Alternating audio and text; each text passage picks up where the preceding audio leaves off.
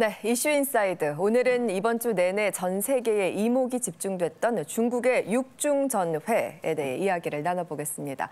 강준영 교수님, 육중전회가 무엇이기에 이렇게 이목이 집중되는 걸까요? 네, 육중전회는 6차 중앙위원회 전체회의라는 뜻이고요. 이번에 19차 당회 기간 동안에 열리는 6번째 중앙위원회 전체회의라는 뜻인데 네. 보통 육중전회는 다음 당대표 대회를 앞두고 열리는 마지막 회의입니다. 그러니까 내년에 20차 당대회가 열리거든요. 그러니까 혹시 20차 당대회에 보내는 정치적 메시지, 특히 이번 같은 경우는 시진핑 체제의 연장 또는 사면임 이런 얘기와 관련해서 아마 이번 육중전회에서 그걸 뒷받침할 수 있는 뭔가 나올 거다.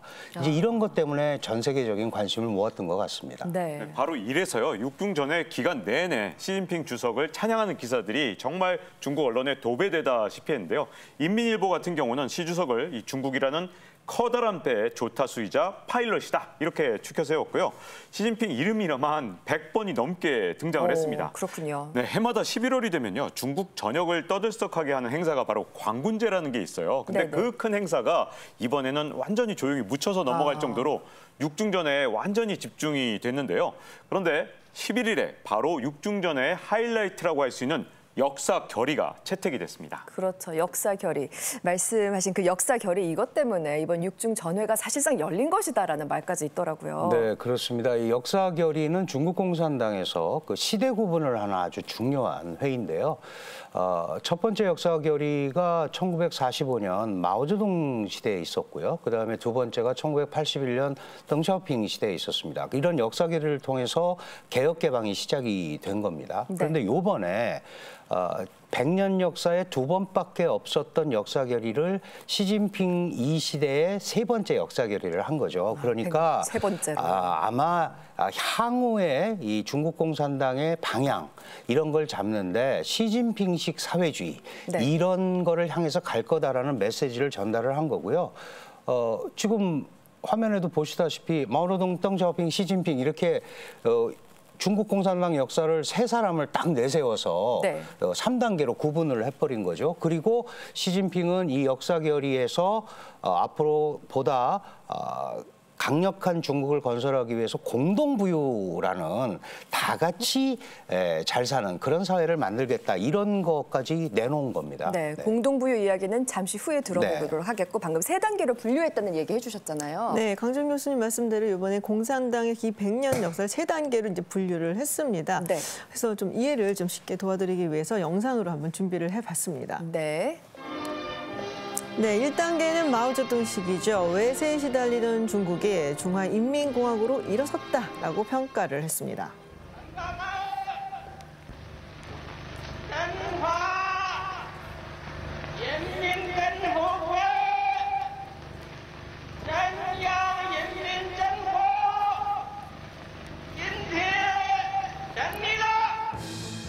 네, 2단계는 덩샤오핑 시기죠. 개혁 개방과 현대화로 중국이 부유해졌다라고 보았죠. 如果现在再不持续改革，我们的现代化事业和社会主义事业就会被葬送。 네, 그리고 마지막 3단계를 시진핑 시대로 분류했는데요. 신시대 중국 특색 사회주의로 중국이 더 강해졌다라고 정리를 했습니다. 现代化强国的目标一定能够实现，中华民族伟大复兴的中国梦一定能够实现。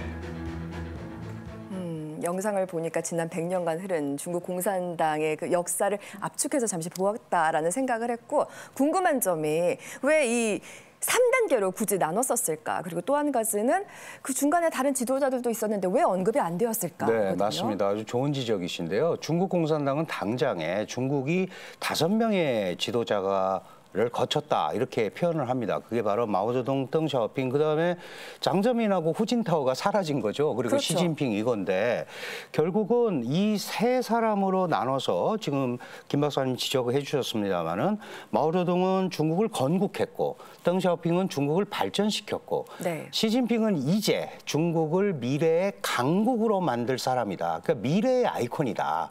이렇게 정의를 한 겁니다. 그러니까 자신이 이제 미래 중국 중국을 이끌 지도자가 될 수 있다는 거를 기정사실화한, 그러나 공식적으로 얘기는 하지 않았지만 그런 명분 쌓는 작업을 이 역사기를 통해서 한 거다, 이렇게 보면 될 것 같습니다. 그러니까 스스로를 마오쩌둥과 덩샤오핑의 그 반열로 올려놓은 거라 참 엄청난 일인데요. 그렇죠. 3대 지도자에 들어간다는 거는 대단한 거죠. 이게 잘 이어진다면 사면임은 물론이고 장기 집권의 어떤 길까지 충분히 갈 수 있는 건데, 이게 자신이 지난 9년간 이렇게 잘해왔기 때문에 앞으로 해나가는데도 전혀 문제가 없을 거다 하는 포석을 까는 겁니다. 그러니까 어떻게 보면 실질적인 시진핑 체제를 연장하기 위한 방편이 아닌가 하는 그런 생각들을 많이 하게 되는 겁니다. 네. 그리고 시진핑 이제 일행 권력이 굉장히 강화됐다라는 부분을 볼 수가 있는 게요.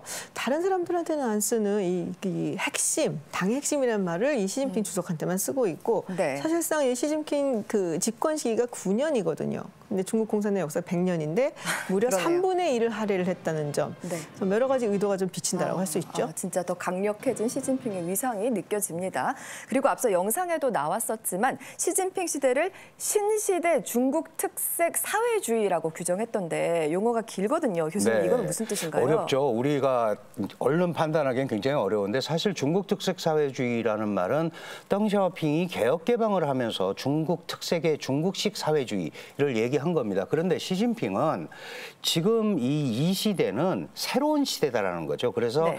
새로운 시대의 중국 특색 사회주의, 이제 줄여서 시진핑 신시대 사상 이렇게 얘기하고, 신시대도 빼고 그냥 시진핑 사상이라고 얘기를 하는 겁니다. 근데 핵심은 뭐냐 하면, 그전에는 사회주의 사상만 가지고 얘기를 하다가 이제는 시진핑이 강조하는 중화의 부흥, 중국의 꿈, 이런 걸 더해서 시진핑 사상을 중국 문화의 정수다, 이런 표현을 했단 말이에요. 그러니까 결국은 중국 문화와 사회주의를 결합해서 세계적 국가가 되겠다라는 청사진을 제시한 거고, 그 방법으로 공동부유, 네. 이걸 제시한 겁니다. 네, 아까도 언급하셨는데 공동부유 예전에 설명해 주셨던 기억이 납니다. 가진 사람들에게 세금을 더 많이 걷어서 다 함께 잘 사는 사회를 만들자는 거잖아요. 전문가가 다 되신 것 같아요, 이제.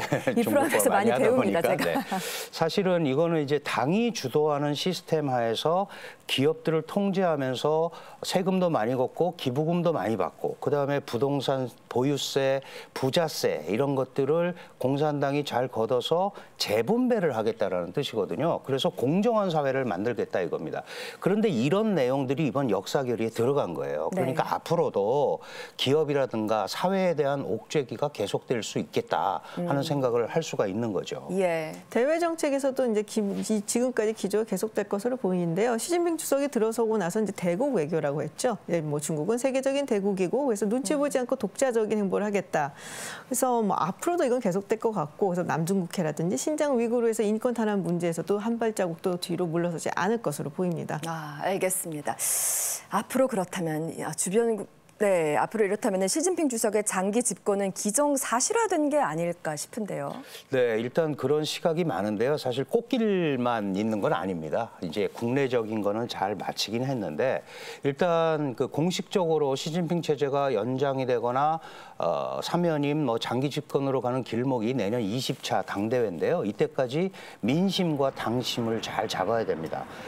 그리고 무엇보다도 경제난을 해소를 시켜야 되거든요. 지금 공동부유론 같은 그 소위 이전의 사회주의의 어떤 압박 정책 같은 정책이 계속된다면 기업은 규제를 당할 수밖에 없고, 그럼 기업 활동이 위축이 될 거고, 그렇죠. 중국 사회에서 그렇게 되면 해외 투자도 안 들어올 거고, 그러면은 실업 문제 이런 것도 발생할 수 있단 말이죠. 그러니까 결국은 이런 부분들을 해결하는데 공동부유가 과연 적절한가 하는 얘기들이 네. 많이 나오고 있고, 이게 잘 해결이 되지 않으면 굉장히 어려워질 수도 있습니다. 네. 여기에다가요, 최근에는 국민 생활을 아주 전반적으로 세세하게 규제하는 그런 규제들이 나오고 있는데, 예를 들어서요, 음식물 쓰레기를 줄이고 그리고 식량 안보를 강화한다 그러면서 과식을 규제하는 그런 규제가 나왔는데, 예를 들자면 많이 먹으면 안 되는. 식당에 가서 일반 손님이 너무 불필요하게 과도하게 주문하는 것도 막고, 네. 여기다가 기업들이 연회를 하는 것도 막아버려요. 자, 이 정도니까 굉장히 연회를. 심한 규제인데, 여기다가 청소년들은 11시엔 자라, 이렇게 강제 수면령까지 나오다 보니까 시간도 정해줬어요. 네, 너무 과도하게 디테일하게 규제가 있는 거 아니냐, 좀 전근대적인 거 아니냐라는 비판도 있습니다. 네, 아주 디테일한 규제인 것 같습니다. 그리고 지금 당장 코앞에는 2022 베이징 동계올림픽 성공 개최라는 숙제가 있잖아요. 그렇습니다. 국내적으로 역사계를 통해서 공동부유론을 이제 올려놨다면 대외적으로는 가장 큰 행사인 소위 북경 동계올림픽을 잘 치러야 되거든요. 그런데 그렇죠. 지금 서방 사회에서 무슨 보이콧 얘기도 나오고 이게 잘못하면 반쪽짜리 올림픽이 될 수도 있다. 그렇다면 바이든과의 그 대화를 통해서 갈등도 좀 관리하면서 혹시 바이든이 와준다면 좋겠다. 뭐 이런 의도를 갖고 있는지 모르겠어요. 미국은 네네. 전혀 원하지 않겠습니다만. 알겠습니다. 지켜봐야겠네요. 향후 중국의 변화를 예의주시해 봐야겠습니다.